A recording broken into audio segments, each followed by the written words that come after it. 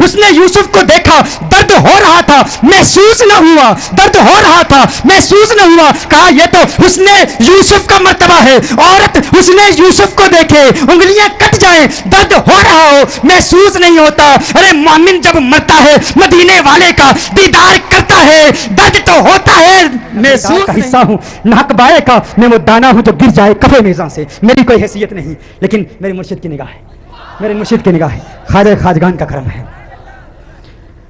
میں کلام کر رہا تھا انا اعطیناک الکوثر پر، انا اعطیناک الکوثر. سوال یہ پیدا ہوتا ہے مختار ہونے میں خیر ہے یا محتاج ہونے میں خیر ہے؟ اختیار ہونے میں خیر ہے، اختیار رکھنے میں خیر ہے، یا اگر کوئی محتاج ہو تو محتاج ہونا بہتر ہے؟ آپ بتائیے نا، بتائیے. اختیارات میں خیر ہے نا، مختار ہونے میں خیر ہے. کیا اللہ نے قرآن میں ارشاد نہیں فرمایا انا اعطیناک الکوثر؟ محبوب ہم نے آپ کو الکوثر عطا کر دیا. الکوثر کیا ہے؟ اے الخیر کلہ، اے الخیر کلہ، ہر خیر کا کل عطا فرما دیا. اگر مختار ہونے میں خیر ہے تو ماننا پڑے گا کہ اللہ نے حضور کو مختار کل بھی بنایا ہے، مختار کل بھی بنایا ہے. حضور کو تمام اختیارات عطا فرما دیے. سورج بھی حضور کا نوکر، چاند بھی حضور کا نوکر، ستارے بھی حضور کے محتاج، یہ زمین بھی حضور کی نوکری کرتی ہے، یہ آسمان بھی حضور کا نوکر ہے. میرے آقا کے اختیارات کا عالم یہ ہے، انگلی اٹھاتے ہیں چاند تو ٹکڑے ہو جاتا ہے، ہاتھ بلند کرتے ہیں ڈوبا سورج افق پر لوٹ آتا ہے. ارے وہ چلتے ہیں تو دریاؤں کو روانی مل جاتی ہے، وہ ٹہرتے ہیں تو پہاڑوں کو ٹھہراؤ مل جاتا ہے. میرے آقا مسکراتے ہیں تو کلیوں کو مسکرانا آ جاتا ہے. میرے آقا کے پسینہ مبارک سے گلو لالا کو مہکنا آ جاتا ہے، خوشبو مل جاتی ہے. مجھے کہنے دیجئے میرے آقا آنکھیں بند کرتے ہیں تو رات کو اندھیرا مل جاتا ہے، مدینے والا آنکھیں کھولتا ہے تو صبح کو سویرا مل جاتا ہے. یہ میرے آقا کا مقام ہے. اختیارات ایسے ایسے اختیارات. صحیح بخاری کی حدیث، صحیح بخاری کی حدیث، میرے آقا صلی اللہ علیہ وسلم صلاۃ کسوف ادا فرما رہے ہیں. علماء جانتے ہیں، معروف حدیث ہے. دوران نماز میرے آقا صلی اللہ علیہ وسلم اپنا ہاتھ بڑھاتے ہیں. نماز کے بعد صحابہ عرض کرتے ہیں یا رسول اللہ صلی اللہ علیہ وسلم آپ نے ہاتھ کیوں بڑھایا؟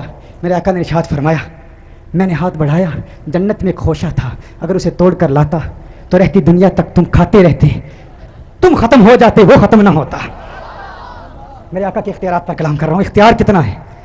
صحیح بخاری کی حدیث سے ایک واقعہ بیان کر دوں، کیونکہ ہم ہر بات پر دلیل پیش کیا کرتے ہیں. آتے ہیں سائل مسائل کے ساتھ، ہوتے ہیں قائل دلائل کے ساتھ. کوئی خطیبانہ حاشیہ آرائی نہیں کر رہا، دلائل پیش کر رہا. یمن کا ایک عاشق مدینہ المنورہ میں حاضری کا شرف حاصل کرتا ہے، آقا کی بارگاہ میں حاضر ہوتا ہے. سلام پیش کرنے کے بعد کچھ وقت کے بعد مکہ المکرمہ کے لیے روانہ ہوتا ہے. ذوالحلیفہ کے مقام پر جاتا ہے. اچانک یاد آتا ہے کہ ایک صاحب نے کہا تھا حضور کی بارگاہ میں سلام عرض کرنا، حضور کی بارگاہ میں سلام عرض کرنا. میں نے سلام نہیں عرض کیا. قافلے والوں سے کہتا ہے قافلے والوں میرا انتظار کرو، ایک امانت ہے، میں خیانت نہیں کرنا چاہتا. ایک حضور کے دیوانے نے حضور اکرم صلی اللہ علیہ وسلم کے عاشق نے کہا تھا حضور کی بارگاہ میں سلام عرض کرنا، میں جا کر سلام عرض کرتا ہوں، واپس آ جاؤں گا. قافلے والوں نے کہا اگر تو اب جاتا ہے تو شاید جب تک تو واپس آئی اس وقت تک قافلہ یہاں سے روانہ ہو چکا ہوگا. وہ جاتا ہے، وہ کہتا ہے اگر آپ چلے جاتے ہیں تو اللہ کرم فرمائے گا، آقا کرم فرمائیں گے. میں نے امانت میں خیانت نہیں کرنی، میں نے جا کے سلام پیش کرنا ہے. حضور کی بارگاہ میں سلام عرض کرتا ہے. سلام عرض کرنے کے بعد جس نے وصیت کی تھی اس کا سلام عرض کرنے کے بعد واپس آتا ہے. باہر نکلتا ہے تو دیکھتا ہے کہ ایک شخص جو وہاں پر ان کے قافلے کے ساتھ تھا وہ واپس آیا. اس نے کہا اب تو بہت تاخیر ہو گئی، بہت تاخیر ہو گئی، اب اگر تو واپس جائے گا تو تیرا قافلہ اب تو نکل چکا ہے. وہ مایوس ہو کر حضور اکرم صلی اللہ علیہ وسلم کی بارگاہ میں مسجد نبوی شریف میں سو جاتا ہے. آنکھ بند ہوتی ہے، قسمت انگڑائی لیتی ہے. کونین کے والی، خسرو خوباں، سیاح لامکاں، نازش ہر دو جہاں صلی اللہ علیہ وسلم کا دیدار ہوتا ہے، آقا کا دیدار ہوتا ہے.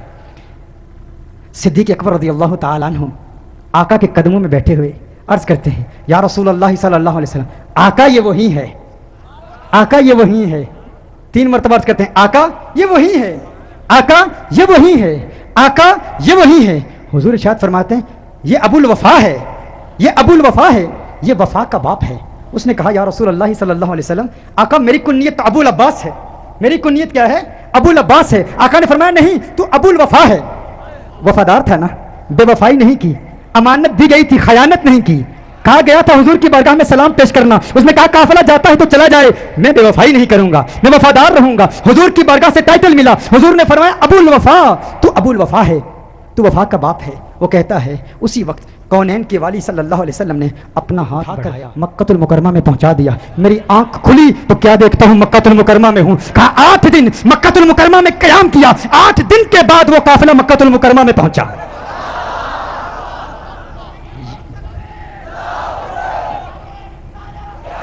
یہ کیسے ممکن ہے؟ حضور اکرم صلی اللہ علیہ وسلم تو پردہ فرما چکے ہیں، آقا تو پردہ فرما چکے ہیں، ہاتھ بڑھائیں کسی کی خواب میں آ کر اسے اٹھا کر مدینہ المنورہ سے مکہ المکرمہ پہنچا دیں، یہ کیسے ممکن ہے؟ میں بتاتا ہوں کیسے ممکن ہے۔ صحیح بخاری کی حدیث ہے، حضور نے ہاتھ بڑھایا، حضور کا ہاتھ جنت میں پہنچ سکتا ہے، جنت میں پہنچ سکتا ہے۔ تو جانتے ہو جنت کتنی دور ہے؟ جنت کتنی دور ہے؟ حدیث میں آیا اس زمین سے پہلے آسمان تک کی مسافت کتنی ہے؟ 500 سال کی ہے، 5000 سال کی مسافت ہے پہلے آسمان سے دوسرے آسمان تک، مزید 5000 سال، دوسرے سے تیسرے آسمان تک 5000 سال، اسی طرح 7واں آسمان 35000 سال کا سفر ہے۔ حیدرآباد والوں کبھی تم بھی پکارتے ہو نا یا رسول اللہ انظر حالنا، یا حبیب اللہ اسمع قالنا، آپ کہتے ہو نا آقا آقا ہمارے حال پر کرم فرمائیے، کہتے ہو نا خذ یدی سہل لنا، خذ یدی سہل لنا، آقا میرا ہاتھ پکڑو، میرا ہاتھ پکڑو، آقا مدد فرماؤ، آقا مدد فرمائیے۔ کہا جاتا ہے ممکن نہیں ہے، اللہ سے مانگو شرک ہو جائے گا، آقا مدینے میں ہیں، حیدرآباد والوں کو کیسے مدد کر سکتے ہیں، حیدرآباد تک ہاتھ کیسے پہنچا سکتے ہیں؟ میں کہتا ہوں حیدرآباد سے مدینہ المنورہ کتنا دور ہے؟ 1 دن کا بھی سفر نہیں ہے، جہاز پر تم سفر کرتے ہو 1 دن سے کم وقت میں مدینہ المنورہ پہنچ جاتے ہو۔ ارے مدینہ المنورہ سے جنت کا سفر کتنا ہے؟ 35000 سال سے زیادہ ہے۔ جو آقا مدینہ المنورہ سے ہاتھ بڑھائیں، آقا کا ہاتھ بخاری کی حدیث کے مطابق جنت میں پہنچ سکتا ہے۔ وہ آقا اپنے عاشق یمنی دیوانے کو مدینہ المنورہ سے اٹھا کے مکہ پہنچا سکتے ہیں۔ اور آج کی اس محفل میں جو دل سے آقا کو پکارے گا، آقا مدینے سے ہاتھ بڑھا کر حیدرآباد والوں کی مدد کر سکتے ہیں۔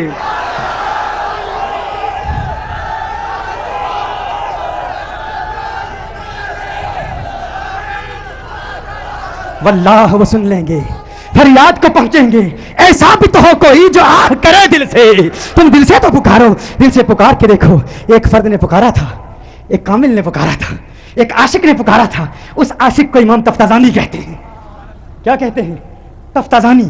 سعد الدین تفتازانی کون ہے؟ کون ہے سعد الدین تفتازانی؟ ابن حماد حنبلی نے، غیر نظریاتی ہے، ہمارا نہیں ہے، وہ لکھتا ہے سعد الدین تفتازانی کون ہے۔ آج سے 700-800 سال پہلے سعد الدین تفتازانی ایک امام ہو گزرے۔ شرح العقائد، عقیدہ نصفیہ کی شرح، توضیح و تلویح، شرح المقاصد، بڑی بڑی مشکل کتابیں لکھنے والا امام تفتازانی۔ ہاں، ان کی کتابیں پڑھنے کے لیے ملک شام کے بڑے بڑے بزرگوں کی بارگاہ میں زانو تلمذ طے کرنا پڑتا ہے۔ عظیم عالم۔ لیکن یہ تفتازانی پہلے کون تھے؟ پہلے کیا تھے؟ اور کس نے تفتازانی کو کیا بنا دیا یہ بتانا چاہتا ہوں۔ تفتازانی کند ذہن تھا، بلید الناس، انتہائی کند ذہن، کمزور حافظہ، جو سبق پڑھتے یاد نہ رہتا۔ قطب الدین رازی کے شاگرد ہیں امام تفتازانی۔ قطب الدین رازی کا شاگرد امام تفتازانی کو جہالت کے طور پر امام تفتازانی کی مثال پیش کی جاتی، یعنی کسی احمق کی حماقت کی مثال دیتے تو کہتے یہ تو نیرا سعد الدین ہے، یہ تو نیرا سعد الدین تفتازانی ہے، یعنی سر کہتے فلاں تو احمق ہے، فلاں یہ تو گدھا ہے۔ قطب الدین رازی بجائے یہ کہنے کے کہ فلاں یہ تو جاہل ہے، کند ذہن ہے، وہ کہتے یہ تو ہمارے سعد الدین کی طرح ہے، یہ تو ہمارے سعد الدین کی طرح ہے، یعنی سعد الدین تفتازانی کی طرح ہے۔ یہ وہ سعد الدین تفتازانی ہے۔ ایک مرتبہ سعد الدین تفتازانی، لیکن سعد الدین تفتازانی محنتی بہت تھے، محنت بہت کرتے تھے، علم کا جذبہ بہت تھا، علم سے پیار بہت تھا، عالم بننا چاہتے تھے۔ جذبہ یہ تھا کہ میں عالم دین بنوں گا اور دین اسلام کی خدمت کروں گا، اور آقا کی بارگاہ میں درود و سلام کے گجرے نچھاور کیا کرتے تھے، آقا کے عاشق تھے۔ ایک رات سعد الدین تفتازانی رات کی تنہائی میں کتابیں پڑھ رہے ہیں، کتابیں پڑھ رہے ہیں، علم پڑھ رہے ہیں، بار بار سبق پڑھتے ہیں، کتاب کھولتے ہیں، سبق پڑھتے ہیں، کچھ سمجھ نہیں آتا، تھوڑی دیر کے لیے سبق کو زبانی یاد کرنے کی کوشش کرتے ہیں، کچھ سبق ازبر ہوتا ہے پھر بھول جاتے ہیں، بار بار کتابیں کھولتے ہیں، بند کرتے ہیں، پھر آخر مایوس ہو کر اللہ کی بارگاہ میں عرض کرتے ہیں، ہے میرے اللہ اگر میں کند ذہن ہوں تو اس میں میری کیا خطا ہے؟ تو میرے خلوص کو تو دیکھ رہا ہے، میرے اللہ میں علم پڑھنا چاہتا ہوں، میرے اللہ میں عالم بننا چاہتا ہوں۔ گڑ گڑا کے اللہ کی بارگاہ میں رو رو کے گریہ زاری کرتے ہیں، اے اللہ کرم فرما، اللہ کرم فرما، اپنی رحمتوں کا نزول فرما، تو تفتزانی کو جانتا ہے، تفتزانی اگر کند ذہن ہے اس میں اس کی کیا خطا ہے؟ اے اللہ تو میری محبت کو جانتا ہے، تو میرے خلوص کو جانتا ہے، تو میرے پیار کو جانتا ہے۔ اچانک تفتزانی کتابیں پڑھ رہے ہیں، کوئی دروازے پر دستک دیتا ہے، کوئی دروازے پر دستک دیتا ہے، کوئی کہتا ہے سعد الدین تفتزانی تو گھر میں ہے؟ کہا کون ہے؟ کہا سعد الدین تفتزانی، آپ باہر آ۔ کہا کیوں بلا رہے ہو؟ کہا تفتزانی آ سیر کو چلتے ہیں، آ سیر کو چلتے ہیں۔ تفتزانی کہتے ہیں ارے مجھے سیر کے لیے نہیں بنایا گیا، مجھے سفر کے لیے نہیں بنایا گیا، مجھے سیر و سیاحت کے لیے نہیں بنایا گیا، مجھے تو عالم بنوں گا، علم دین پڑھوں گا، دین کی خدمت کروں گا، مجھے تو علم دین کے لیے پیدا کیا گیا ہے۔ کہا چلے جاؤ میں علم پڑھ رہا ہوں، آتا جاتا کچھ نہیں ہے، سمجھ کچھ نہیں آتی، لیکن جذبہ دیکھیں سعد الدین تفتزانی کا۔ تھوڑی دیر کے بعد پھر وہ شخص دروازے پر دستک دیتا ہے، پھر وہ کہتا ہے تفتزانی باہر آ جاؤ۔ کہا نہیں میں نے تمہیں بتایا ہے مجھے سیر کے لیے نہیں بنایا گیا، مجھے علم کی خدمت کے لیے بنایا گیا ہے۔ تفتزانی نے ایک مرتبہ پھر اسے کہا تو چلا جا، وہ چلا جاتا ہے۔ تھوڑی دیر کے بعد پھر دروازے پر دستک دیتا ہے، تفتزانی کہتا ہے ارے تمہیں بتایا ہے میرے پاس وقت نہیں ہے، میں علم پڑھ رہا ہوں، میں کتابیں پڑھ رہا ہوں۔ کہا ہے سعد الدین تفتزانی تو جاننا چاہتا ہے باہر کون آیا ہے؟ باہر کون آیا ہے؟ باہر کون آیا ہے؟ میرے آقا صلی اللہ علیہ وسلم کا وصال امام تفتزانی سے 600-700 سال پہلے ہو چکا تھا۔ آپ کو بتانا چاہتا ہوں ہمارے اسلاف کا عقیدہ کیا ہے، ہمارے اسلاف کا نظریہ کیا ہے، اسلاف آقا کے متعلق کیا عقیدہ رکھتے ہیں۔ کہا ہے سعد الدین تفتزانی تو جاننا چاہتا ہے باہر کون آیا ہے؟ کہا کون آیا ہے؟ کہا آمنہ کا لال آیا ہے۔ کہا مدینے والی سرکار آ گئے ہیں، آقا آ گئے ہیں۔ تفتزانی اپنی کتابیں بھول جاتا ہے، اپنی پگڑی بھول جاتا ہے، اپنی دستار بھول جاتا ہے، اپنا جبہ بھول جاتا ہے۔ ارے تفتزانی کو کوئی دنیا کی طاقت اس کی کتابوں سے جدا نہیں کر سکتی تھی، لیکن آج کتابیں وہی رہ جاتی ہیں۔ آج تفتزانی کتابوں کو بھول جاتا ہے، کیوں؟ کیونکہ آج وہ آیا ہے جس کی پوری کائنات میں علم کی خیرات جس کی وجہ سے بڑھتی ہے، آج مدینے والا آ گیا ہے۔ تفتزانی فوراً آقا کی بارگاہ میں باہر حاضر ہوتے ہیں، آقا کی بارگاہ میں حاضر ہوتے ہیں۔ آقا فوراً فرماتے ہیں ہے تفتزانی منہ کھول، ہے تفتزانی منہ کھول، منہ کھول۔ تفتزانی منہ کھولتے ہیں، منہ کھولتے ہیں۔ آقا اپنا لعاب دہن عطا فرماتے ہیں، آقا لعاب دہن عطا فرماتے ہیں۔ تفتزانی منہ کھولتے ہیں، آقا لعاب دہن عطا فرماتے ہیں۔ تفتزانی دوسرے دن اپنے استاد قطب الدین رازی کی کلاس میں بیٹھے ہوئے ہیں۔ قطب الدین رازی خود کہتے ہیں ہم حیران ہو گئے جس طرح سانپ اچھل اچھل کر اپنے مخالف پر حملہ کرتا ہے، تفتزانی ہر علمی نقطے پر یوں حملہ کرتا، اپنے مد مقابل کو جھنجھوڑ کے رکھ دیتا۔ ہم نے کہا ارے تفتزانی قیامت آ گئی ہے، ہم سو رہے ہیں یا تو سو رہا ہے، ہمیں تو جان کے لالے پڑ گئے۔ اے تفتزانی تو بلا کا آدمی بن گیا ہے، تفتزانی تجھے کیا ہو گیا؟ تجھے ایک ہی رات میں کیا ہو گیا؟ بتا تو صحیح۔ تفتزانی کہتے ہیں اے میرے استاد یہ راز کی بات ہے، یہ تنہائی کی بات ہے، صرف آپ کو بتاؤں گا، تنہائی میں بتاؤں گا۔ استاد نے کہا مجھ سے صبر نہیں ہوتا، ابھی بتا۔ دوسرے کمرے میں لے جاتے ہیں، استاد کو تفتزانی بتاتے ہیں ہے میرے استاد کیا بتاؤں، کیا بتاؤں؟ میں اپنی زبان میں سمجھا دیتا ہوں، گویا کہ تفتزانی کہتے ہیں ایک ماہ مدن نورانی بدن، ایک ماہ مدن نورانی بدن، نیچی نظریں سب کی خبریں، نیچی نظریں سب کی خبریں، وہ دکھا کے پون وہ سنا کے سخن، میرا پھونک گیا سب تن من دھن۔ ایک ماہ مدن نورانی بدن، نیچی نظریں سب کی خبریں، وہ دکھا کے پون وہ سنا کے سخن، میرا پھونک گیا سب تن من دھن۔ آقا آئے تھے، یہ آقا کی عطا ہے۔ اب قطب الدین رازی کا جملہ سنیے، قطب الدین کیا کہتے ہیں، قطب الدین رازی کیا کہتے ہیں؟ خدا کی قسم اگر آپ اپنے سینے میں اگر پتھر کا ٹکڑا نہیں گوشت کا دل رکھتے ہیں، عاشق ہیں تو مچل جائیں گے۔ قطب الدین رازی نے کیا کہا؟ قطب الدین رازی کہا، اس نے کہا، استاد نے کہا اے تفتزانی ہم تو ساری زندگی تجھے کند ذہن کہتے رہے، ہم تو ساری زندگی تجھے جاہل کہتے رہے، آج مجھ قطب الدین رازی کی بھی خواہش ہے کاش میں بھی جاہل ہوتا، آقا کو مجھ پر بھی پیار آ جاتا، آقا کو مجھ پر بھی پیار آ جاتا۔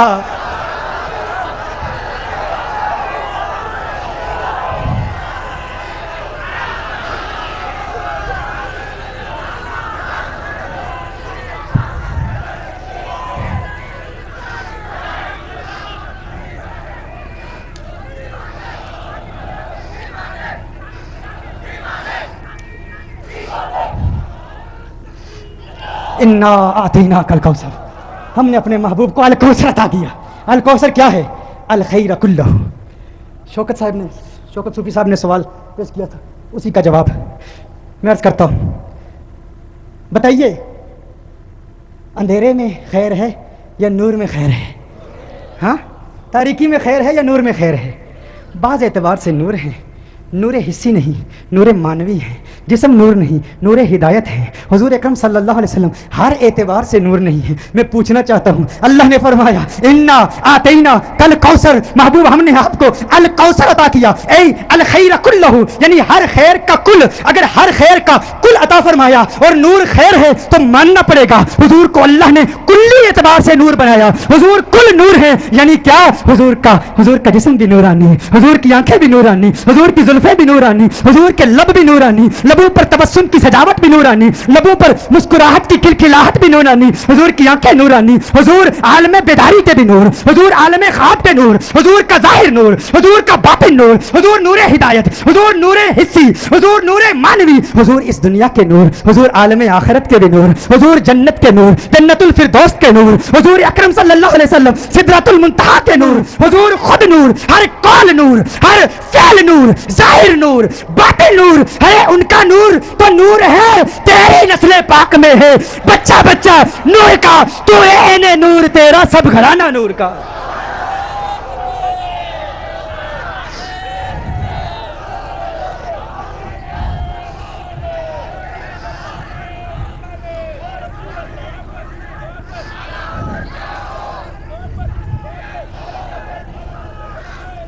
जो उस नूर को देख ले, जो हुजूर के नूर को देख ले, उसे क्या मिलता है? कद जाअकुम मिनल्लाहि नूरुन व किताबुम मुबीन। हुजूर का नूर अल्लाह के अनवार और तजल्लियात का मजहर है। अल्लाह के नूर के फैज़ से हुजूर का नूर मार्ज़ वजूद में आया है। और जो हुजूर के नूर को देख ले, हुजूर के नूर को देख ले, एक कुरान करीम की आयत से एक नुक्ता पेश करता हूँ। अल्लाह जल्ल व अला ने कुरान में इरशाद फरमाया, वइज़ कुल्तुम या मूसा लन नुअमिन लक हत्ता नरल्लाह जहरतन। उन्होंने कहा, मूसा अलैहिस्सलाम की कौम ने कहा, हे मूसा, अगर तूने अल्लाह को देख लिया है तो हमें भी दिखा, हम भी अल्लाह को देखना चाहते हैं। उस वक्त तक अल्लाह पर ईमान नहीं लाएंगे जिस वक्त तक तू हमें अल्लाह दिखा नहीं देता। ये मूसा अलैहिस्सलाम की कौम ने कहा था। याद रखिए, पूरी दुनिया में, हिंदुस्तान में, बरतानिया में, यूरोप में, हर तरफ आप देखते हैं बेशुमार चर्चेज़ हैं, चर्च हैं, सिनेगॉग्स हैं, मंदिर हैं, इबादत गाहें हैं। ये तमाम इबादत गाहें क्या पैगाम दे रही हैं? इनका यही पैगाम है कि हर इंसान की फितरत में अल्लाह जल्ल व अला ने अपनी तलाश की प्यास रख दी है। हर इंसान अल्लाह को तलाश कर रहा है, अल्लाह का मुतलाशी, अल्लाह को देखना चाहता है। हर चंद के लोगों ने अल्लाह को पहचानने में ख़ता की, यानी लेकिन जस्तजू है। ये पूरी दुनिया में ये मंदिर, ये चर्चेज़, ये सिनेगॉग्स क्या पैगाम दे रहे हैं कि इंसान हमेशा से अल्लाह को तलाश कर रहा है, अल्लाह को देखना चाहता है। ये इंसान की फितरत में अल्लाह ने वदीयत कर दिया है। इंसान के दिल में अल्लाह को देखने की ख्वाहिश है, इंसान अल्लाह को देखना चाहता है। लेकिन जब भी अंबिया ने बताया कि हमने अल्लाह को देखा है, तो उन अंबिया के दौर के लोगों ने हमेशा ये मुतालबा किया, अगर तूने देखा है तो हमें भी दिखा। अगर तूने देखा है, बड़े मजे की बात है ये, अगर तूने देखा है तो हमें भी दिखा। हमें क्यों नहीं दिखाता? यही मूसा अलैहिस्सलाम की कौम ने कहा था ना, हमें भी दिखा। क्या वजह है कि तमाम हदीस के ज़ख़ीरे में हमें कोई ऐसी हदीस नहीं मिलती कि किसी सहाबी ने आका को देखने के बाद यह मुतालबा किया हो कि हमें अल्लाह दिखा दे।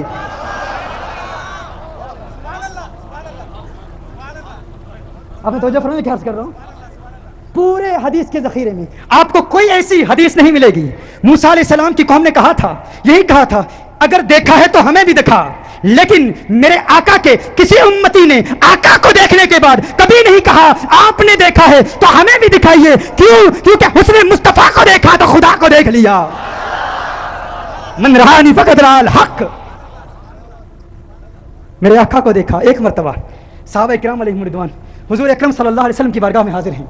मेरे आका सल्लल्लाहु अलैहि वसल्लम ने सहाबा से इरशाद फरमाया। इब्न हजर अल अस्कलानी की रिवायत पेश कर रहा हूँ, मुख्तलिफ अल्फाज में ये रिवायत आपको मिलेंगी।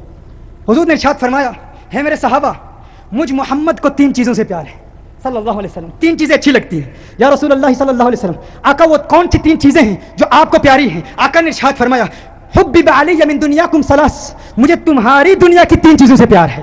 क्या फरमाया? हदीस के अल्फाज पर गौर कीजिएगा, मुझे तुम्हारी दुनिया की तीन चीज़ें प्यारी हैं। وہ کون سی چیز ہے؟ حضور نے ارشاد فرمایا مجھے تمہاری دنیا کی خوشبو اچھی لگتی ہے، اپنی زوجہ کی جانب رغبت اور میلان اچھا لگتا ہے۔ تیسری چیز کیا ہے؟ میرے آقا نے ارشاد فرمایا نماز میری آنکھوں کی ٹھنڈک ہے، نماز میری آنکھوں کی ٹھنڈک ہے، مجھے نماز سے پیار ہے۔ صدیق اکبر حضور کی بارگاہ میں حاضر ہیں، عرض کرتے ہیں یا رسول اللہ صلی اللہ علیہ وسلم آپ کو 3 چیزوں سے پیار ہے، مجھ صدیق کو بھی 3 چیزیں اچھی لگتی ہیں۔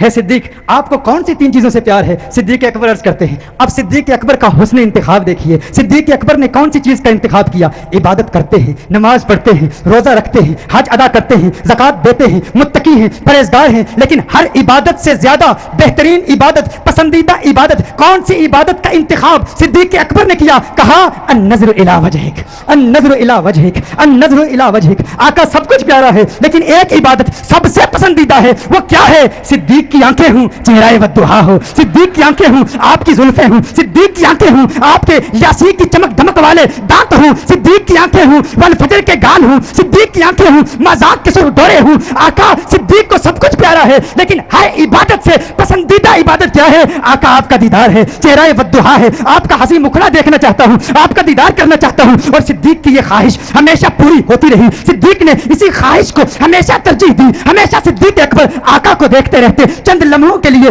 آقا کا چہرہ والضحیٰ صدیق کی آنکھوں سے اوجھل ہو جاتا، بے چین ہو جاتے، کبھی حجرے میں تلاش کرتے، کبھی گلیوں میں تلاش کرتے، کبھی بازاروں میں تلاش کرتے۔ صدیق بازار میں بھی حسن مصطفیٰ دیکھتے، غار میں بھی حسن مصطفیٰ دیکھتے، اور آج مزار میں بھی حسن مصطفیٰ دیکھ رہے ہیں، آج مزار میں بھی حسن مصطفیٰ دیکھ رہے ہیں، اور مزار میں تو دیکھتے ہی ہیں۔ کل جب دنیا جنت میں جنت کے محلات دیکھ رہی ہوگی، کوئی جنت کی نہروں سے محظوظ ہو رہا ہوگا، کوئی جنت کے محلات سے محظوظ ہو رہا ہوگا، کوئی جنت کے حور دیکھے گا، کوئی قصور دیکھے گا۔ صدیق جنت میں بھی نہ حور دیکھے گا نہ قصور دیکھے گا، صدیق جنت میں بھی آمنہ کے لال کا نور دیکھے گا، آمنہ کے لال کا نور دیکھے گا۔ یہ صدیق کا انتخاب ہے۔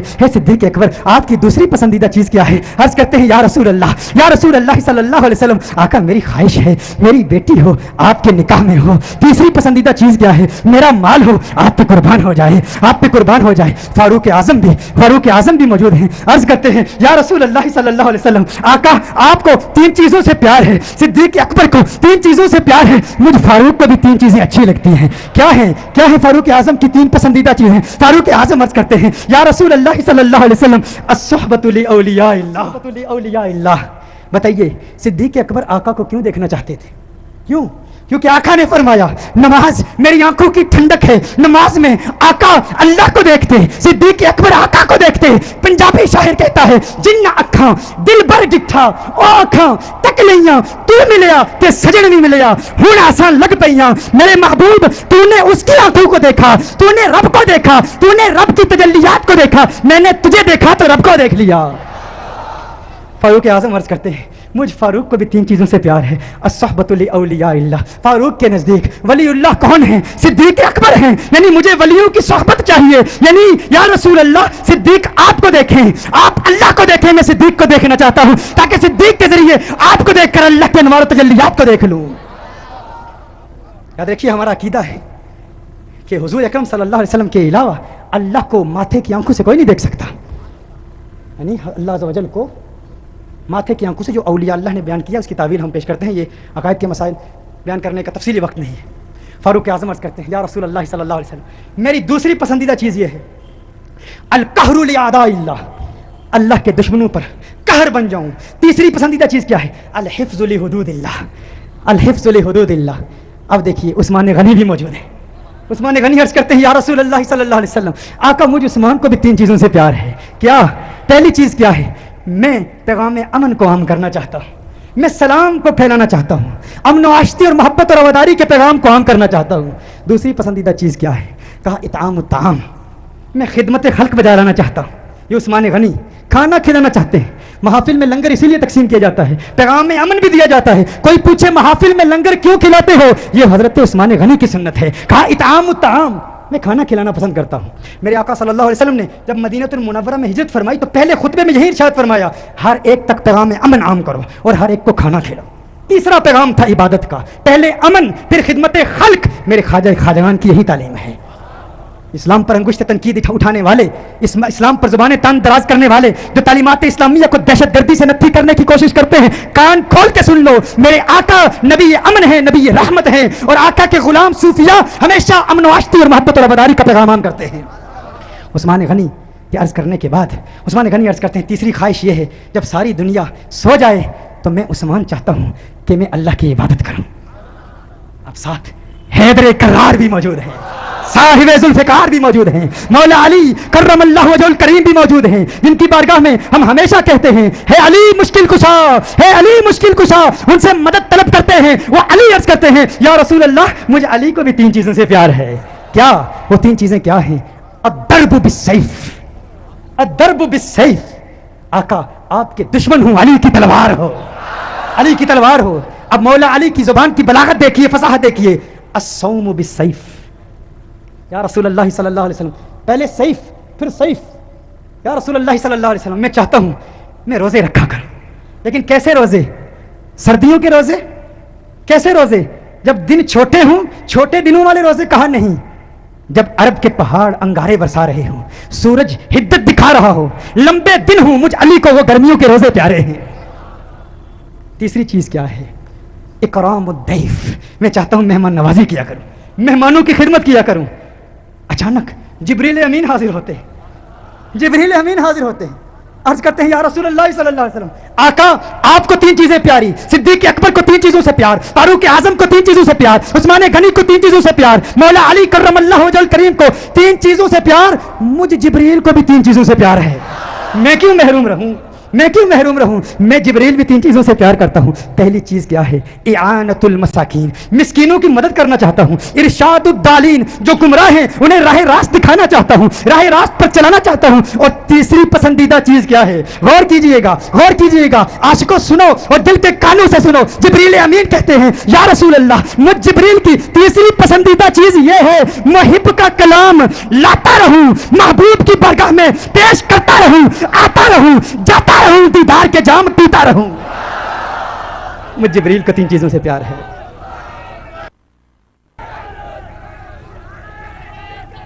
چونکہ اصلاح معاشرہ کانفرنس بھی ہے تو یہ تو عمل کا پیغام ہوا نا۔ آئیے اب اسی سے ایک عقیدے کا نقطہ پیش کرتا ہوں، اسی سے ایک عقیدے کا نقطہ پیش کرتا ہوں۔ حضور نے کیا فرمایا؟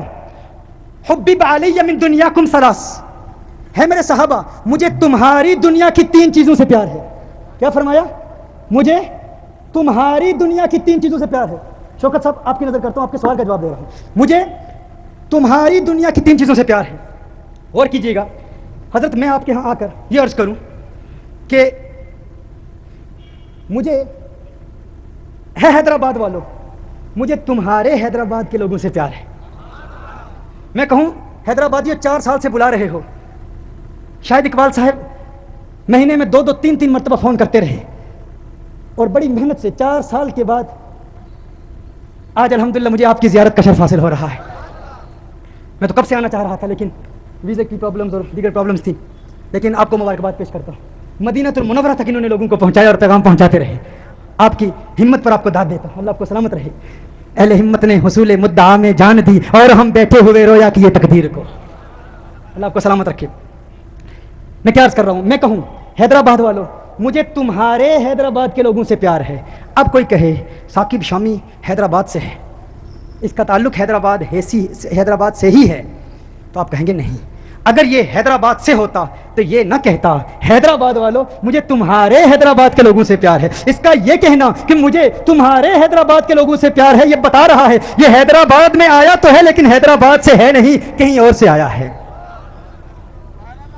دیکھیے میں کہوں ہندوستان والوں مجھے تمہارے ہندوستان کے لوگوں سے پیار ہے، کوئی کہے اس کا تعلق ہندوستان سے ہی ہے، برطانیہ سے نہیں ہے، آپ کہیں گے نہیں، اس کا یہ کہنا مجھے تمہارے ہندوستان کے لوگوں سے پیار ہے یہ بتا رہا ہے ہندوستان کے لوگوں سے پیار تو کرتا ہے، ہندوستان میں آیا تو ہے، ہندوستان سے ہے نہیں۔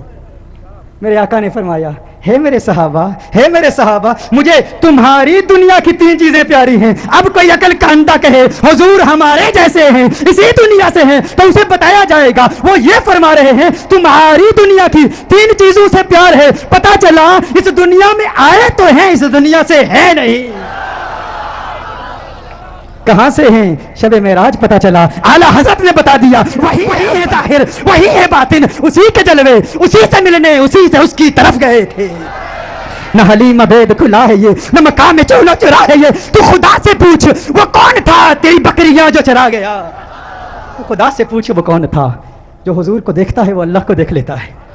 ایک اور بات بتا دوں، ماضی کے انبیاء اپنی امت کی قبروں میں نہیں جاتے تھے۔ امام زرقانی نے اس پر کلام کیا ہے، حضور اکرم صلی اللہ علیہ وسلم کی خصوصیات میں سے اس کو ذکر کیا ہے۔ حضور کی خصوصیات میں ایک خصوصیت یہ بھی ہے، ماضی کے انبیاء کبھی بھی اپنی امت کی قبر میں نہیں جاتے تھے۔ یہ میرے آقا کی خصوصیت ہے، یہ میرے آقا کی اسپیشیالٹی ہے، یہ فقط آقا کی اسپیشیالٹی ہے کہ امتی دنیا سے چلا جائے آقا اس کی قبر میں آ جاتے ہیں۔ کیوں؟ کیونکہ امتی کے دل میں یہ تڑپ رہتی ہے، انہیں دیکھ کر اللہ کے جلووں کو دیکھنا ہے۔ آقا کو دیکھ کر اللہ کے جلووں کو، اور جو دیکھ لے، جو آقا کو دیکھ لے، اسے کیا ملتا ہے؟ اسے کیا ملتا ہے؟ ایک یہودی نے آقا کو دیکھ لیا تھا، ایک یہودی بچے نے آقا کو دیکھ لیا تھا، اسے کیا ملا؟ آپ جاننا چاہتے ہو کیا ملا؟ سننا چاہتے ہو؟ ایک یہودی غیر مسلم بچہ ایک مرتبہ اس نے مدینۃ المنورہ میں کونین کے والی صلی اللہ علیہ وسلم کے حسین چہرے کو دیکھ لیا، آقا کے حسن کو دیکھ لیا، چہرہ والضحیٰ کو دیکھ لیا، آقا کی زلفوں کا اسیر ہو گیا، آقا کے پیار کو، آقا کی محبت کو، آقا کے عشق کو، چہرہ والضحیٰ کو، محبوب کے دیدار کو، محبوب کی زیارت کو، چہرہ یار کو آئینے دل میں یوں اتار لیا، دل کے آئینے میں یوں اتار لیا کہ آقا کے عشق میں، آقا کی محبت میں ہر وقت روتا رہتا، گریہ زاری کرتا، آقا کو یاد کرتا۔ ماں باپ کا اکلوتا بیٹا تھا، ایک ہی بیٹا تھا، یہودی تھے ماں باپ اس کے، خود بھی یہودی تھا۔ ایک مرتبہ آقا کے حسن کو دیکھ لیا، آقا کے حسین چہرے کو دیکھ لیا، آقا کی بارگاہ میں اس کا سودا ہو گیا، بازار مصطفیٰ میں آقا کا دیوانہ ہو گیا، آقا کا عاشق ہو گیا۔ ماں باپ کو بتایا نہیں، ماں باپ کو اطلاع نہیں دی کہ میں حضور کا عاشق ہو گیا ہوں، حضور سے محبت کرتا ہوں۔ چپ کے گھر سے چھپ کر کسی بہانے، کبھی بکریاں چرانے کے بہانے مدینۃ المنورہ میں آقا کے حسن کو تلاش کیا کرتا، کبھی مسجد نبوی شریف کے دروازے سے چپ کے آقا کا حسین چہرہ دیکھ لیا کرتا تھا، آقا کے حسن کو دیکھ لیا کرتا تھا، آقا کے حسن کو دیکھتا، آقا کی عظمتوں کے ترانے الاپتا۔ ایک وقت گزر گیا، ایک مدت بیت گئی، آقا کا دیدار نہیں ہوا۔ عشق مصطفیٰ کی تمنا میں، تمنائے دیدار مصطفیٰ صلی اللہ علیہ وسلم میں بیمار ہو گیا، بیمار عشق مصطفیٰ ہو گیا، اس قدر بیمار ہوا، ایسا بیمار ہو گیا کہ بستر علالت کو اپنا بچھونا بنا لیا، وہ بستر پر آ گیا۔ ماں باپ پریشان ہیں، حیران ہیں، اسے کیا ہوا؟ اچانک اسے کیا ہو گیا؟ بے شمار فزیشنز کو بلایا، اپنے وقت کے معالج حکیموں کو بلایا، اطباء کو بلایا، لیکن کسی کو پتہ نہ چلا اس کا مرض کیا ہے، اس کا مرض کیا ہے۔ کوئی ظاہری سمپٹمز نظر نہیں آ رہے، بیماری کی کوئی علامت نظر نہیں آ رہی، پریشان ہے، بیمار ہے، لیکن بیماری کو تلاش کر رہے ہیں، بیماری مل نہیں رہی، زخم نظر نہیں آ رہا، گویا زبان حال سے کہہ رہا ہے یہ زخم طیبہ ہے، یہ سب کو نہیں ملتا، کوشش نہ کرے کوئی اس زخم کو سینے کی۔ ماں باپ پریشان، رشتہ دار پریشان، عزیز و اقارب پریشان، اسے کیا ہو گیا؟ اسے کیا ہو گیا؟ اچانک کیسے بیمار ہو گیا؟ اچانک ایسا وقت بھی آیا، وہ شام بھی آ گئی، وہ شام بھی آ گئی، بیماری میں بیماری شدت پکڑ گئی، اس قدر بیمار ہوا، ایسا بیمار ہوا کہ وہ شام بھی آ گئی جو اس کی زندگی کی آخری شام تھی۔ اب آواز اس کی بہت کمزور ہو چکی تھی، بہت پست ہو چکی تھی، چاہتا تھا کسی طرح مدینے والے کا دیدار کر لوں۔ یہودی ہے، ابھی تک ایمان نہیں لایا، آقا کا دیدار کرنا چاہتا ہے، بڑی مشکل سے، بہت مشکل سے ہمت جمع کر کے آواز بلند کرتا ہے میرے والد محترم، ہے میرے والد محترم، میری ایک تمنا ہے، میری ایک آرزو ہے، میری ایک خواہش ہے، آپ پوری کر دیں گے نا؟ والد نے کہا ہے میرے لختے جگر، ہے میری آنکھوں کے تارے، تو میرے دل کا سہارا ہے، تو اس دنیا سے آج جا رہا ہے، تو آج اس دنیا سے جا رہا ہے۔ معالج اطباء ڈاکٹرز نے جواب دے دیا ہے تیرے بچنے کا کوئی امکان نہیں ہے، تیری خواہش کیسے پوری نہیں کروں گا؟ کہا میرے والد محترم، مرنے والے کی خواہش تو دشمن بھی پوری کرتے ہیں، آپ ناراض تو نہیں ہوں گے نا؟ کہا ناراض نہیں ہوتا، تو بتا کیا چاہتا ہے؟ کہا اپنا دل آمنہ کے لال کو دے چکا ہوں، میں محمد عربی کا عاشق ہو چکا ہوں، ان کے عشق میں گائل ہو چکا ہوں، میری ایک خواہش، میری ایک تمنا، میری ایک آرزو، ایک مرتبہ چہرہ والضحیٰ کو دیکھنا چاہتا ہوں، ایک مرتبہ آقا کی حسین زلفوں کو دیکھنا چاہتا ہوں۔ والد ناراض ہو گیا، والد نے غصہ کیا، ارے ظالم تو کیا کہہ رہا ہے؟ تو کیا کہہ رہا ہے؟ دنیا سے جا رہا ہے، اپنا دین بھول چکا ہے، کیا کہہ رہا ہے؟ کہا ہے والد محترم آپ نے وعدہ کیا تھا نا، آپ نے کہا تھا میری آخری خواہش پوری کریں گے۔ والد نے کہا میں نے وعدہ کیا تھا، تو میرا اکلوتا بیٹا ہے، تیری خواہش پوری کروں گا۔ آقا کی بارگاہ میں پیغام پہنچایا گیا، رسول اللہ صلی اللہ علیہ وسلم کی بارگاہ میں پیغام پہنچایا گیا، ایک یہودی ہے پر ہے آپ کا دیوانہ، آپ کا عاشق ہے، میرے آقا رحمت للعالمین ہیں، وہ ساری کائنات کے لیے رحمت ہیں، فقط مسلمانوں کے لیے رحمت نہیں، وہ ہر مذہب سے تعلق رکھنے والوں کے لیے رحمت رحمت ہے، فقط انسانوں کے لیے رحمت نہیں، وہ تو نباتات کے لیے رحمت ہے، وہ تو جمادات کے لیے رحمت ہے، وہ تو شجرات کے لیے رحمت ہے، وہ تو جنات و ملائکہ اور ساری کائنات کے لیے رحمت ہے۔ میرے آقا کا انداز دل برانہ دیکھیے، میرے آقا نے صحابہ سے فرمایا صحابہ اٹھو، ایک یہودی ہے پر مجھ سے پیار کرتا ہے، دنیا سے جا رہا ہے، آؤ اس کے پاس چلتے ہیں۔ میرے آقا یہودی بچے کے گھر میں چلے جاتے ہیں، وہ یہودی بچہ آقا کا انتظار کرتے کرتے اب اس کی آنکھیں بند ہو چکی تھی،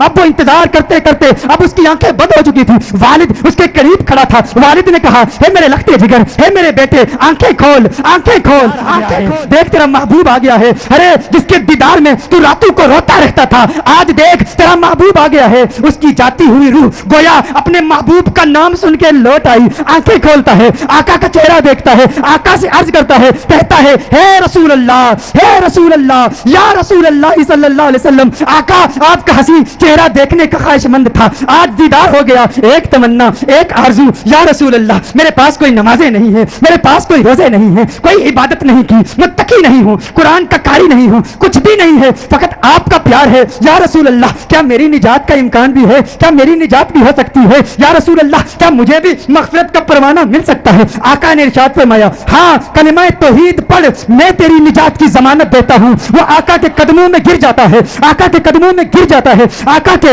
قدموں میں گر کے کہتا ہے قبر سے، منزل قبر سے لے کر دخول جنت تک آپ کی ضمانت پر کلمہ پڑھتا ہوں، کلمہ توحید پڑھتا ہے، جان اللہ کے سپرد کر دیتا ہے۔ والد نے کہا یا رسول اللہ صلی اللہ علیہ وسلم اب اس کی میت مسلمانوں کی امانت ہے، اہل اسلام کی امانت ہے، اب اس کی تجہیز و تکفین کی ذمہ داری آپ کی ہے۔ جب جنازہ تیار کیا جاتا ہے اس عاشق کا، جب جنازہ تیار کیا جاتا ہے اس دیوانے کا، اس عاشق کا جنازہ مدینہ المنورہ کی گلیوں میں گھمایا جاتا ہے، ہر طرف اسی عاشق کا چرچا ہے، ہر طرف اسی عاشق کے تذکرے ہیں۔ مدینہ المنورہ کے مضافات سے لوگ جمع ہوتے ہیں اس عاشق کا دیدار کرنے کے لیے۔ ارے سنا ہے کوئی یہودی تھا، حسن مصطفیٰ نے اسے صحابی بنا دیا ہے، اسے صحابی بنا دیا ہے، اس نے آقا کا دیدار کیا، آقا کا دیدار کیا۔ غور کیجئے گا، نماز نہیں پڑھی، عبادت نہیں کی، کچھ بھی نہیں کیا، روزہ نہیں رکھا، جہاد نہیں کیا۔ میرے غوث کے مجاہدات کو یاد کر لیجئے، میرے بابا کی محنتوں کو یاد کر لیجئے، خواجہ غریب نواز کی جد و جہد کو یاد کر لیجئے، خواجہ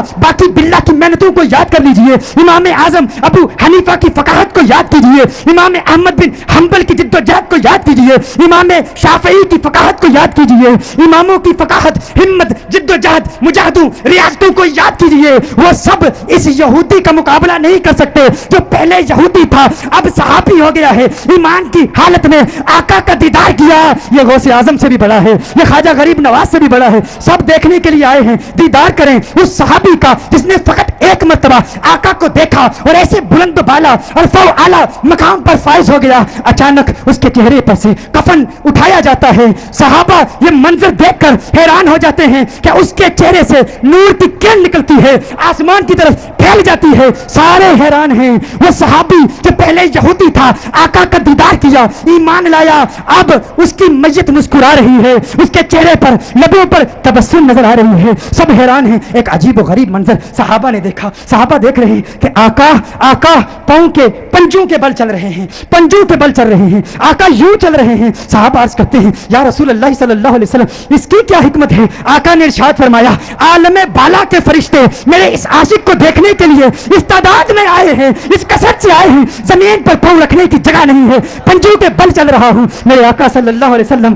اس عاشق کو جنت البقیع میں لے جاتے ہیں، خود اپنے ہاتھوں سے اسے دفناتے ہیں، اپنے ہاتھوں سے اسے دفناتے ہیں۔ صحابہ منظر دیکھتے ہیں، حیران ہیں، آقا بہت دیر لگا دیتے ہیں۔ آقا جب اس کی قبر سے باہر آتے ہیں تو آقا کے ماتھے پر پسینہ ہے۔ صحابہ عرض کرتے ہیں یا رسول اللہ صلی اللہ علیہ وسلم آقا کیا ہوا، آقا کیا ہوا، اتنا وقت کیوں لگا؟ آقا نے فرمایا جب یہ اس دنیا سے گیا تھا مجھ سے وعدہ لیا تھا، میں نے وعدہ کیا تھا، میں نے کہا تھا قبر کی منزل سے لے کر دخول جنت تک میں تیری مغفرت کی ضمانت دیتا ہوں۔ کہا یہ بات سن کر جنت کی حوریں اتنی خوش ہوئی ہیں، اتنی تعداد سے آئی ہیں، تب اسے قبر میں رکھا گیا تو بے تحاشا اس کی طرف بھاگی ہوئی گئی ہیں اور اس کے چہرے کی بلائیں لے رہی ہیں۔ آقا نے ارشاد فرمایا اس لیے دیر ہو گئی اور میرا پسینہ اس کے چہرے پر گرا ہے، میرا پسینہ اس کے چہرے پر گرا ہے، اب قیامت تک اس کا چہرہ مہکتا رہے گا۔ ارے سلام پیش کرتے ہیں، سلام پیش کرتے ہیں اس دیوانے کی بارگاہ میں جس نے آقا کو دیکھا، آقا کو دیکھا اور اسے یہ مقام ملا۔ گویا آج بھی وہ قبر میں کہہ رہا ہوگا یہ ناز یہ انداز ہمارے نہیں ہوتے، جولی میں اگر ٹکڑے تمہارے نہیں ہوتے۔ ہوتے, بے دام ہی بک جائیے بازار نبی میں, اس شان کے سودے میں خسارے نہیں ہوتے, ملتی نہ اگر بھیک حضور آپ کے در سے, اس ٹھاٹ سے منگتوں کے گزارے نہیں ہوتے, اس ٹھاٹ سے منگتوں کے گزارے نہیں ہوتے.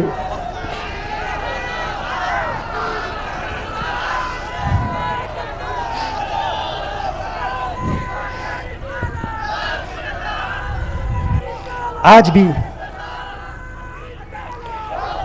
اگر کوئی آقا کا دیدار کرنا چاہتا ہے, اللہ کے ایک ولی نے ایک خوبصورت پیغام دیا ہے. آج کی اس بزم میں آخری پیغام آپ کی بارگاہ میں پیش کرتا ہوں. کون ہے جو آقا کا دیدار کرنا چاہتا ہے؟ سب کرنا چاہتے ہیں, سب کرنا چاہتے ہیں. آئیے اللہ کے ایک ولی کا عطا کردہ نسخہ آپ کی بارگاہ میں پیش کر دوں. وہ نسخہ کیا ہے؟ اللہ کے ولی کی بارگاہ میں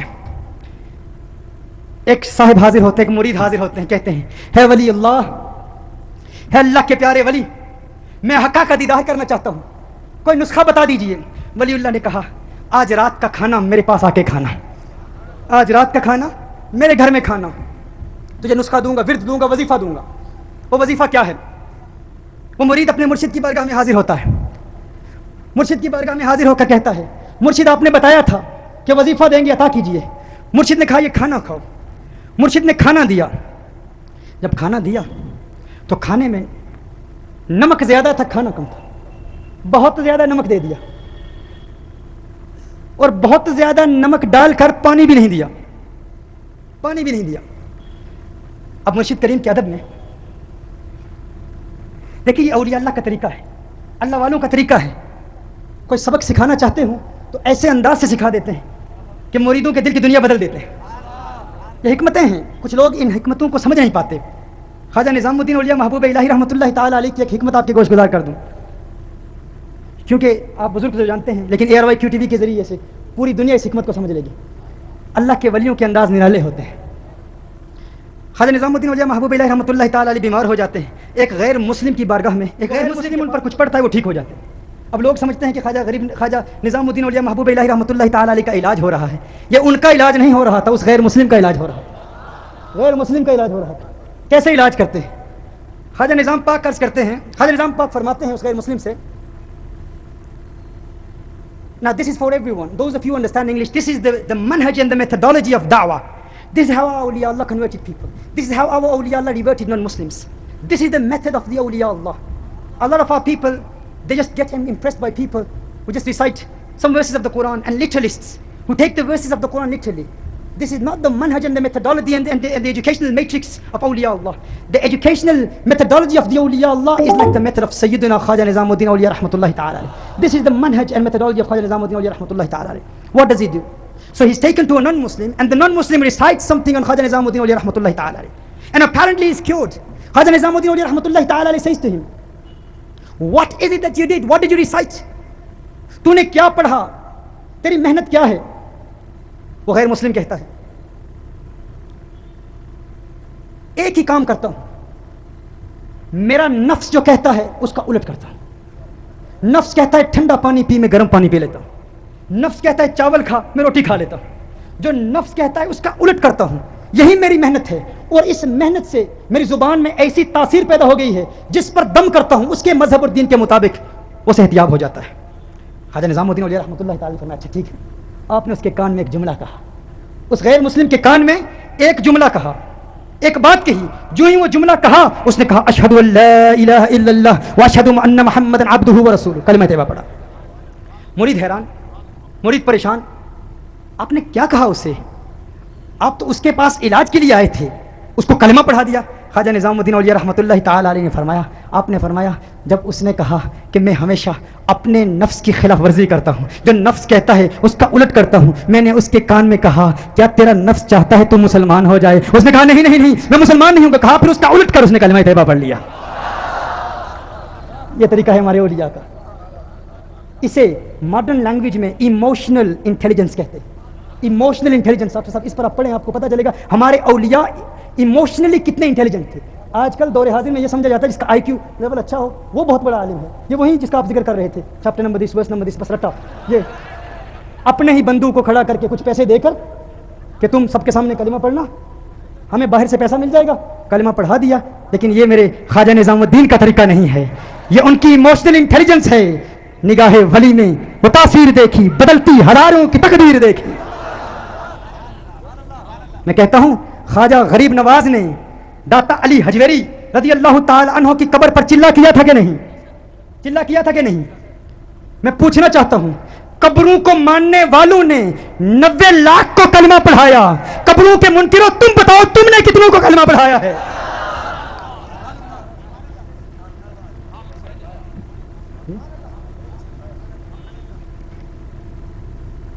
یہ انداز ہے اولیاء کا۔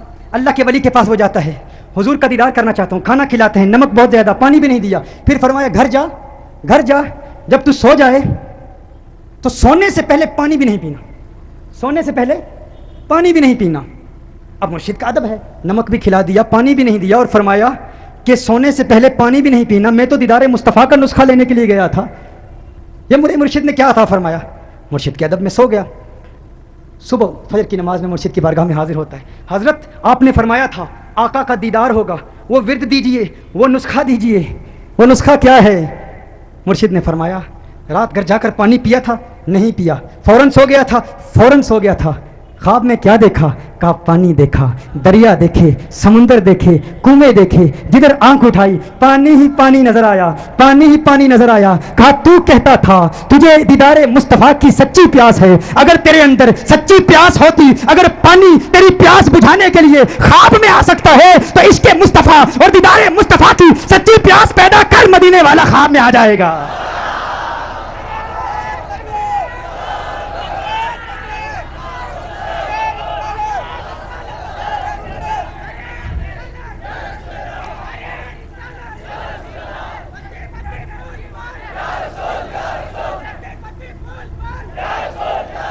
حیدرآباد کی گلیوں میں حسیناؤں کے چہرے دیکھنے والوں، تم جب یہ کہتے ہو کہ آقا کا دیدار کرنا چاہتے ہیں، آقا کو دیکھنا چاہتے ہیں، مت ای میلز بھیجا کرو کہ ورد دو۔ سب سے بڑا ورد یہ ہے خانہ دل کے کو پاک کرو، اپنے دل کے خانے کو پاک کرو، آقا کو پھر پکارو، آقا کرم فرمائیں گے، دیدار ہو جائے گا۔ اس دنیا میں خواب میں بھی دیدار ہوگا، اور پھر جب دنیا سے جا رہے ہوگے پھر بھی دیدار ہوگا۔ علامہ اسماعیل حقی رحمۃ اللہ تعالی علیہ اس حوالے سے کافی پریشان ہو گئے جب بتایا گیا کہ مومن کی جب موت ہوتی ہے تو اسے تکلیف نہیں ہوتی۔ وہ فرماتے ہیں میں حیران پریشان، یہ کیسے ممکن ہے؟ ہم نے دیکھا ہے لوگوں کی چیخیں نکل جاتی ہیں، زبان باہر نکل آتی ہے، چہرہ بگڑ جاتا ہے، نزع کی سختیوں میں جب انسان مبتلا ہوتا ہے بڑی تکلیف سے گزرتا ہے، لیکن یہاں بتایا جا رہا ہے کہ مومن کی روح جب قبض کی جاتی ہے اسے تکلیف نہیں ہوتی۔ اسی پریشانی میں سو گئے، آقا کا دیدار ہوا۔ حضور اکرم صلی اللہ علیہ وسلم نے ارشاد فرمایا سورہ یوسف کی تلاوت کرو، اس میں تمہارا جواب ہے۔ تمہاری ذہنی خلش، الجھن اور ذہنی ارتباک کا جو تم شکار ہو، اس کا جواب سورہ یوسف میں ہے۔ کیا جواب ہے؟ کیا جواب ہے سورہ یوسف میں؟ اللہ ارشاد فرماتا ہے مصر کی عورتوں نے جب یوسف علیہ السلام کو دیکھا، قطعن ایدیہن، ہاتھ میں چھریاں تھی، سیب کاٹنے کے بجائے ہاتھ کاٹ دیے تھے، انگلیاں کٹ گئی تھی، کہا ہو عورت ہو، ہاتھ کٹ جائے، انگلیاں کٹ جائیں، اف تک نہ کریں، چیخ تک نہ نکلے، یہ کیسے ہو سکتا ہے؟ کہا درد ہو رہا تھا، لیکن حسن یوسف میں ایسی محو ہو چکی تھی، ایسی مبہوت ہو چکی تھی، ایسی مستغرق ہو چکی تھی، حسن یوسف کو دیکھا، درد ہو رہا تھا، محسوس نہ ہوا، درد ہو رہا تھا، محسوس نہ ہوا۔ کہا یہ تو حسن یوسف کا مرتبہ ہے، عورت حسن یوسف کو دیکھے، انگلیاں کٹ جائیں، درد ہو رہا ہو، محسوس نہیں ہوتا۔ ارے مومن جب مرتا ہے مدینے والے کا دیدار کرتا ہے، درد تو ہوتا ہے، محسوس نہیں ہوتا۔ کیوں؟ کیونکہ آقا کا دیدار ہو رہا ہوتا ہے، آقا کا دیدار ہو رہا ہوتا ہے۔ آقا کا دیدار جب ہوتا ہے تو درد محسوس نہیں ہوتا، لیکن اس دیدار کو حاصل کرنے کے لیے دل کو پاک کرنا ضروری ہے۔ دل پاک ہو جائے گا، آقا کا دیدار ہوگا، پھر دل سے آواز آئے گی اب میری نگاہوں میں جچتا نہیں کوئی، جیسے میری سرکار ہیں ویسا نہیں کوئی۔ اور پھر آواز آتی ہے کچھ ایسا کر دے میرے کردگار آنکھوں میں، ہمیشہ نقش رہے ہوئے یار آنکھوں میں، انہیں نہ دیکھا تو کس کام کی ہے یہ آنکھیں کہ دیکھنے کی ہے ساری بہار آنکھوں میں۔ یہ کچھ احباب نے سوال کیے ہیں جی، یہ ایک سوال ہے، میں ایک سنی مسلمان ہوں لیکن شرک سے بچنا کا طریقہ بتائیے، اور شرک سے بھی محفوظ رہوں، جس شرک کے گناہ میں کبھی مبتلا نہیں ہونا چاہتا، کیونکہ اس سے تمام اعمال برباد ہو جاتے ہیں۔ نوید احمد صاحب نے یہ سوال کیا ہے لیکن یہ ہے، اس میں آپ کو بات واضح کر دوں کہ یہ امت توحید ہے، یہ امت شرک نہیں ہے۔ میرے آقا صلی اللہ علیہ وآلہ وسلم نے، صحیح حدیث ہے، صحیح بخاری شریف کی حدیث، میرے آقا نے ارشاد فرمایا انی واللہ ما اخاف علیکم ان تشرکوا بعدی ولکن اخاف علیکم ان تتنافسوا فیہا، ہے میرے صحابہ مجھے اللہ کی قسم مجھے میرے بعد تمہارے شرک میں مبتلا ہونے کا کوئی خوف نہیں۔ یہ آقا نے خود ارشاد فرمایا ہے اور اللہ کی قسم ارشاد فرمائی ہے انی واللہ ما اخاف، اور یہ حدیث صحیح بخاری میں 5 مقام پر آئی ہے، 5 مختلف مقامات پر یہ حدیث آئی ہے، انی واللہ ما اخاف علیکم ان تشرکوا بعدی، مجھے اللہ کی قسم ہے میرے صحابہ مجھے میرے بعد تمہارے شرک میں مبتلا ہونے کا کوئی خوف نہیں ہے۔ حضور ارشاد فرما رہے ہیں جب حضور کو کوئی خوف نہیں ہے تو تمہیں کس بات کا ڈر ہے بھائی؟ وہ ہم سے پیار کرتے ہیں، وہ فرماتے ہیں میری امت شرک نہیں کرتی، امت شرک نہیں کرے گی، بدعت کر سکتی ہے، مزارات پر بدعات ہوتی ہیں لیکن شرک امت نہیں کر سکتی، یہ امت توحید ہے، یہ امت شرک سے پاک ہے۔ تو شرک کے حوالے سے اگر آپ کسی ولی کامل سے وابستہ ہیں، کسی صاحب سلسلہ سے وابستہ ہیں تو آپ شرک سے پاک ہیں۔ اعلیٰ حضرت رحمہ اللہ نے 4 شرائط مرشد کی بیان کی ہیں، اس میں جو فقہی جزیات کے اختلاف ہیں وہ علماء میں رہتے ہیں، لیکن عقائد میں اعلیٰ حضرت رحمۃ اللہ تعالی علیہ نے جو 4 شرائط بیان کی ہیں ان کے مطابق جو مرشد صحیح العقیدہ بھی ہو، عالم بھی ہو، باعمل بھی ہو، فاسق معلن نہ ہو اور اس کی سند متصل ہو، اس پر عمل کریں انشاءاللہ تعالیٰ، ایسے مرشد کو تلاش کریں، انشاءاللہ آپ شرک سے بچ جائیں گے۔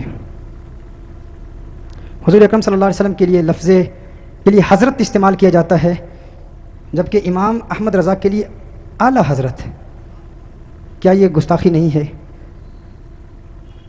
یہ مسئلہ سمجھنے کے لیے یہ سوال نہیں ہے، یہ شرارت ہے۔ دیکھیے میں اس کی وضاحت کیے دیتا ہوں۔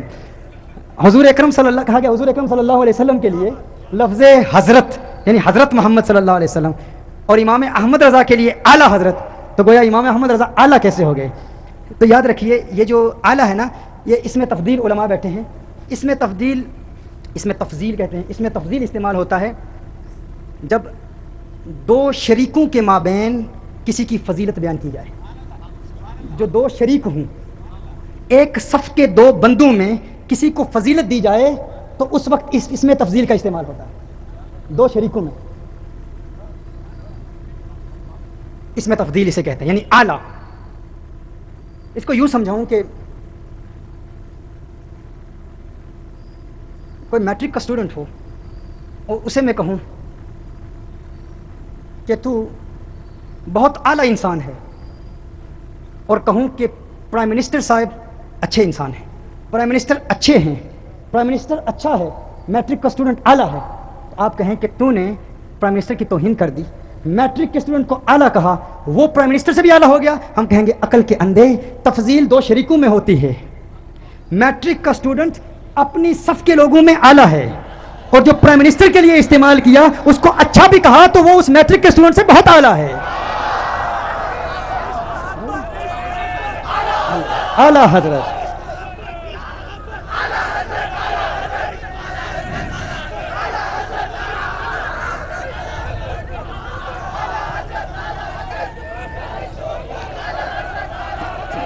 میرے آقا صلی اللہ علیہ وسلم حضرت محمد مصطفیٰ صلی اللہ علیہ وسلم کو حضرت کہنا، اس کا مقابلہ اعلیٰ حضرت سے کیسے ہو سکتا ہے؟ اعلیٰ حضرت اپنی صف کے علماء میں اعلیٰ ہیں، میرے آقا انبیاء میں اعلیٰ ہیں۔ کیا تم آقا کو الیاذ باللہ امتیوں میں شمار کرتے ہو؟ یہ تمہارے عقل کی کجی ہے، کم فہمی ہے، خام خیالی ہے، عقل کی کمی ہے۔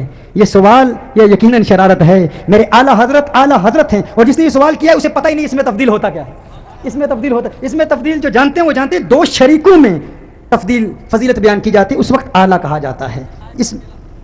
اس مثال سے مزید علم غیب کے متعلق میں نے کافی کلام کر لیا۔ علم غیب کی نفی پر دوسرے قرآن کی آیت پیش کرتے ہیں، آپ بھی قرآن کی آیت پیش کرتے ہیں، تو یاد رکھیے جو وہ پیش کرتے ہیں، جو نتیجہ وہ اخذ کرتے ہیں، وہ نتیجہ یقیناً اس سے جو نتیجہ نکلتا ہے وہ نتیجہ غلط ہے، اس نتیجے سے قرآن میں تعارض ثابت ہوتا ہے، قرآن میں کنٹرڈکشن، اس میں کوئی شک نہیں۔ قرآن میں ہے قُل لَا أَقُولُ لَكُمْ عِندِي خَزَائِنُ اللَّهِ وَلَا أَعْلَمُ الْغَيْبَ وَلَا أَقُولُ لَكُمْ إِنِّي مَلَكٌ، یہ قرآن میں ہے۔ اس کے علاوہ اور بھی آیات ہیں کہ اللہ ہی علم غیب جانتا ہے، اللہ ہی علم غیب جانتا ہے۔ حال ہی میں میری اس موضوع پر بڑی تفصیلی تقریر ہے، لیکن قرآن میں ہے وَمَا كَانَ اللَّهُ لِيُطْلِعَكُمْ عَلَى الْغَيْبِ وَلَكِنَّ اللَّهَ يَجْتَبِي مِن رُّسُلِهِ مَن يَشَاءُ، انبیاء بھی علم غیب جانتے ہیں۔ سورہ جن میں فرمایا عالم الغیب فلا یظہر علی غیبہ احدا الا من ارتضی من رسول، انبیاء بھی علم غیب جانتے ہیں۔ وما هو علی الغیب بدنین، حضور اکرم صلی اللہ علیہ وسلم علم غیب جانتے ہیں. وعلمک ما لم تکن تعلم وکان فضل اللہ علیک عظیما. حضور اکرم صلی اللہ علیہ وسلم کو اللہ نے علم غیب عطا فرمایا. تو وہ بھی قرآن کی آیتیں پیش کرتے ہیں, ہم بھی قرآن کی آیت پیش کرتے ہیں, اس میں کوئی شک نہیں ہے. لیکن جو نتیجہ ہم اخذ کرتے ہیں اس میں کنٹرڈکشن نہیں ہے, اس میں تعارض نہیں ہے. اللہ ارشاد فرماتا ہے, کل بھی کلام ہو رہا تھا نا, لو کان من عند غیر اللہ لوجدوا فی اختلافا کثیرا. اگر قرآن اللہ کے غیر کی جانب سے ہوتا تو تم قرآن میں تعارض پاتے, کنٹرڈکشن پاتے, قرآن میں تعارض ہوتا. تو چونکہ قرآن میں تعارض نہیں ہے, یہی اس بات کی دلیل ہے کہ قرآن اللہ کا کلام ہے, تعارض نہیں ہے. اب اگر کوئی کہے کہ اللہ ارشاد فرماتا ہے اللہ ہی علم غیب جانتا ہے, انبیاء علم غیب نہیں جانتے, تو وہ قرآن کریم کی چند آیات پر تو عمل کر رہا ہے, باقی آیات کا انکار کر رہے ہیں. ان میں تعارض نہیں ہے, کنٹرڈکشن نہیں ہے. ہم دونوں قسم کی آیات پر عمل کرتے ہیں. جہاں فرمایا اللہ ہی جانتا ہے ان آیات کو بھی مانتے ہیں, جہاں فرمایا انبیاء بھی جانتے ہیں ان آیات کو بھی مانتے ہیں. ہمارے کلام میں جو عقیدہ اعلیٰ حضرت نے پیش فرمایا اس میں کنٹرڈکشن نہیں ہے, اس میں تعارض نہیں ہے. یقیناً جب تعارض ہو تو تعارض جھوٹ پر دلالت کرتا ہے. دیکھیے ہمارے علماء کرام موجود ہیں, علامہ صابر صاحب فرماتے ہیں کہ دودھ کا رنگ سفید ہے, ٹھیک ہے, دودھ کا رنگ سفید ہے. پھر علامہ صابر صاحب فرمائیں کہ دودھ کا رنگ سرخ ہے. تو کلام میں تعارض ہے نا, تعارض سمجھتے ہیں آپ, contradiction. If someone makes a statement and the other statement, the second statement is opposite the first statement and there is a contradiction in it, that means the one who makes the statement is telling a lie. So if someone says milk is black, if someone says milk is only white and then he says milk is also red, the only color of milk is white and then he says the color of milk is red, then there is a contradiction. And when there is a contradiction in a statement, the one who makes the statement is a liar.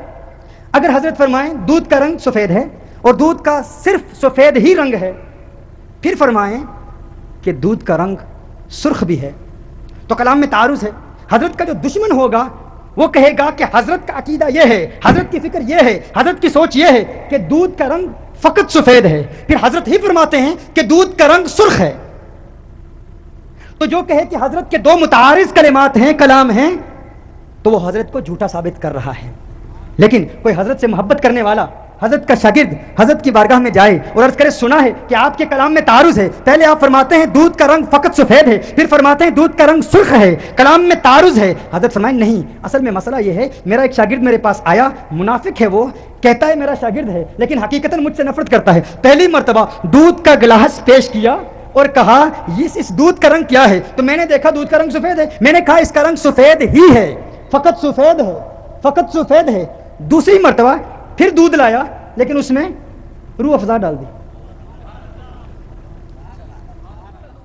اب پوچھتا ہے دودھ کا رنگ کیا ہے, تو میں نے کہا سرخ ہے, میں نے کہا سرخ ہے. تو میرے کلام میں تعارض تو نہیں نا. کہا وضاحت کیجئے. کہا وضاحت, چونکہ میں عالم دین ہوں, علمی وضاحت کروں گا. میرے کلام کی مراد یہ تھی, جب میں نے کہا فقط سفید ہے تو معنی یہ ہے کہ دودھ کا ذاتی رنگ سفید ہے, روح افزا کی عطا سے سرخ ہو گیا, عطائی رنگ سرخ ہے. سمجھا بات؟ جہاں اللہ نے فرمایا اللہ ہی علم غیب جانتا ہے تو ذاتی علم غیب اللہ کا ہے, جہاں فرمایا انبیاء بھی جانتے ہیں تو عطائی علم غیب انبیاء کا ہے. تعارض ختم, کنٹرڈکشن ختم. پتہ چلا جو عقیدہ یہ لوگ پیش کر رہے ہیں اس کا نتیجہ یہ دیتے ہیں کہ اللہ جھوٹ بول سکتا ہے. پتہ نہیں میں کس سے بات کر رہا ہوں, میں نے کیا کہہ دیا آپ نے سنا؟ امکان کذب کا مسئلہ کیا ہے؟ ان کے عقیدے کا ہر نتیجہ یہی نکلتا ہے, کسی نہ کسی طریقے سے یہ ثابت کرنا چاہتے ہیں کہ اللہ جھوٹ بول سکتا ہے. اسی لیے تو انہوں نے کہا نا کہ وہ بول سکتا ہے. یہ مزید چند سوالات ہیں لیکن جو عقائد کے ہیں اس پر میں نے کلام کر دیا. اللہ تعالیٰ آپ کو سلامت رکھے, اللہ تعالیٰ اس حاضری کو قبول فرمائے, اللہ تعالیٰ آپ کو خوش رکھے اور یوں ہی آقا کی عظمتوں کے ترانے الاپتے رہیں. اللہ آپ کی اس حاضری کو قبول فرمائے اور بالخصوص آج کی اس محفل میں جتنے بھی نوجوان یہاں پر موجود ہیں ان تمام سے میں عرض کرتا ہوں کہ عظیم آرگنائزیشن آل انڈیا رحمت عالم کمیٹی, جس کے کام سے میں بہت متاثر